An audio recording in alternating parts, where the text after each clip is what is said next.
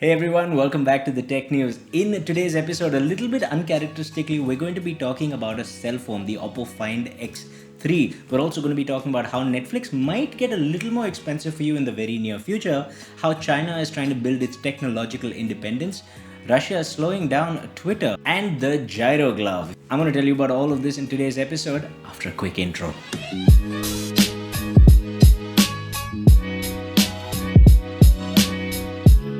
Our first story today is about the Oppo Find X3. Just when we thought smartphones were getting boring, Oppo has released a flagship phone with a 60x microscope lens. Apart from its normal and ultra-wide Sony 50 megapixel lenses, in its latest phone, Oppo has included a microscope lens that's only 3 megapixels but delivers some pretty amazing results. Now, we couldn't get our hands on a review unit, but we looked at Android Authority and we found these images. Check this out. Here's a photo of the Apple Watch, and here's another photo of it zoomed in to show the individual RGB LEDs in the watch display. Here's another photo of a $10 bill, and here's the same $10 bill zoomed in to actually show the fibers and the paint. This might seem like a little bit of a gimmick because the depth of field seems to be quite shallow, so you have to really line up your photograph to get a meaningful result. Still, it's a very cool feature. Now, apart from this, the smartphone also has the slew of flagship features such as the Snapdragon 888 processor, 12GB of RAM, 250GB of internal space, a 4500 milliampere battery. It also has a 65 watt wired charging as well as a very powerful 30 watt wireless charging option. But let's take a moment to talk about that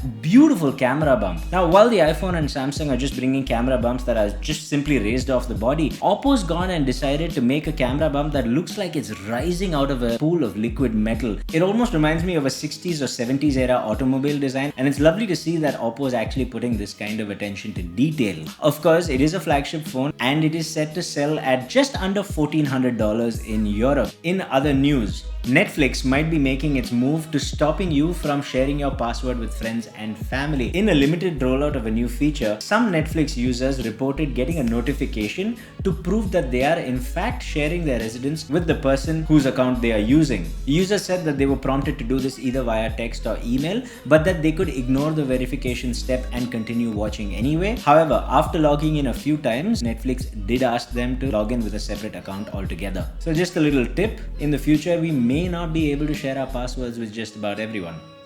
Russia has long since installed infrastructure to be able to completely isolate its own internet. In fact, they've got the infrastructure to make something called a RUNet, which is a completely isolated internet just for Russia. They've also got other tools to be able to focus on certain parts of the internet and to be able to regulate them the way they see fit. But they've never really used any of this until now. In a first, Russia has slowed down Twitter access to everyone within Russia. Russian officials claim that this is because they find Twitter to be in violation of many of the state regulations and that certain things such as child pornography are quite easily found on Twitter. However, Twitter has historically had a zero tolerance policy towards this sort of thing, and it should be noted that this does come on the back of certain anti-government sentiments and protests that were held recently, especially since a lot of the communication involved during the protests took place via social media platforms such as Twitter, but more so Facebook, Instagram and YouTube. However, none of those other platforms have been targeted so far. China plans on improving its technological independence from the Western world by encouraging local production of both hardware and software.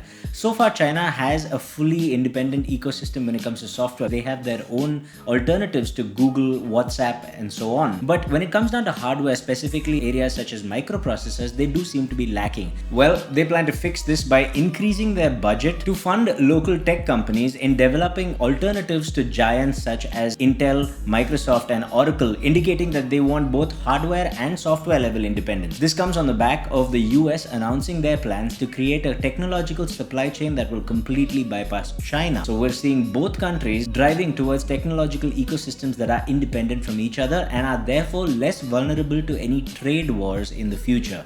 The European Union, in a move that might be interpreted as protectionist, has decided to exclude countries that are not in the European Union from any further research in quantum computing and space exploration tech. This move may or may not have been triggered by events such as Brexit, but some of the countries that would be directly affected by this would be Israel, the United Kingdom, and Switzerland. Neighboring countries such as Norway will be allowed to take part in quantum computing research but not space technology. Many institutions within the EU have also criticized this move as they already have existing partnerships with other firms in these countries, but there is a provision for some of the neighboring countries to negotiate their way into the Horizon Union initiative.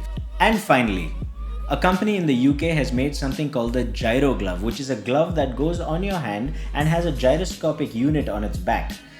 What this does is basically compensate for hand tremors and take some of the load off the muscles in the hand. This is especially helpful for patients that have diseases such as Parkinson's that affect their locomotion. The glove is operated by a rechargeable battery that can last up to 10 hours, and it is also capable of tracking tremor-related data and sending it back to doctors and research facilities for research purposes. The cost of one of these units is said to be around £600, and the developer says this is in contrast with the 17,000 odd pounds required for annual medication for the same disease, and that this could significantly decrease costs and increase quality of life for a number of patients. If you'd like to know more about topics such as mixed reality and how it's about to change everything, or the 10 most important technological developments that are taking shape this decade, then stay tuned for more videos such as these, and maybe check these videos out.